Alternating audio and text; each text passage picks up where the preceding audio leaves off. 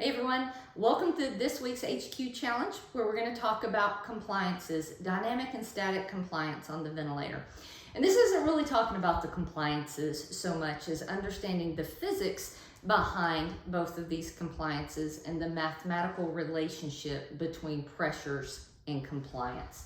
All right, when reviewing the patient ventilator assessment, you note that the dynamic compliance is 35 mLs per centimeter water pressure. The static compliance is 25 mLs per centimeter water pressure. Which of the following is true?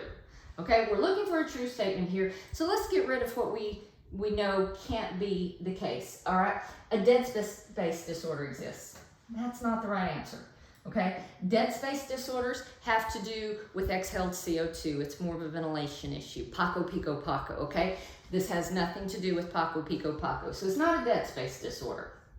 All right, and a lot of people look at this and say, oh, the static compliance tells me about the lung, and the static compliance is 25. That's low because 60 to 100 is normal. So we have a decreased compliance.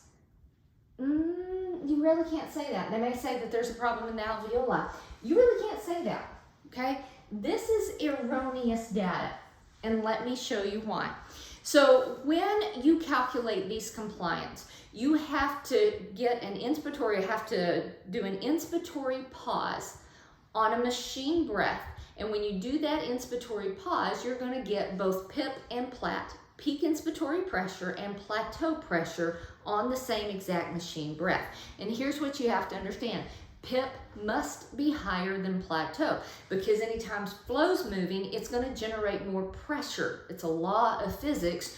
You can't defy physics, okay? So when you do these, if you've done it right, PIP must be higher than PLAT, okay? It's physics. Here's the mathematical relationship. When we look at dynamic compliance, that formula is tidal volume divided by PIP minus peak. And when we look at static, that formula is tidal volume divided by plateau pressure minus peak. Okay, so we'll do some easy math.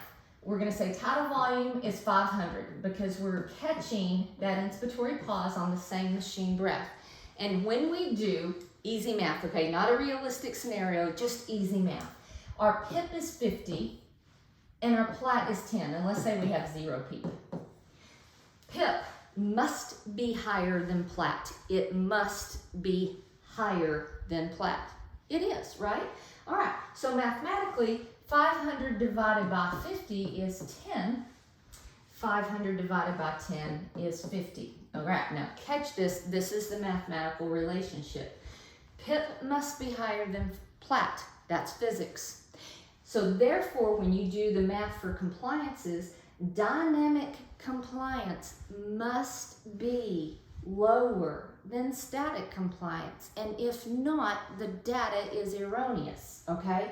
So dynamic must be lower than static compliance. Dynamic compliance here is higher than static.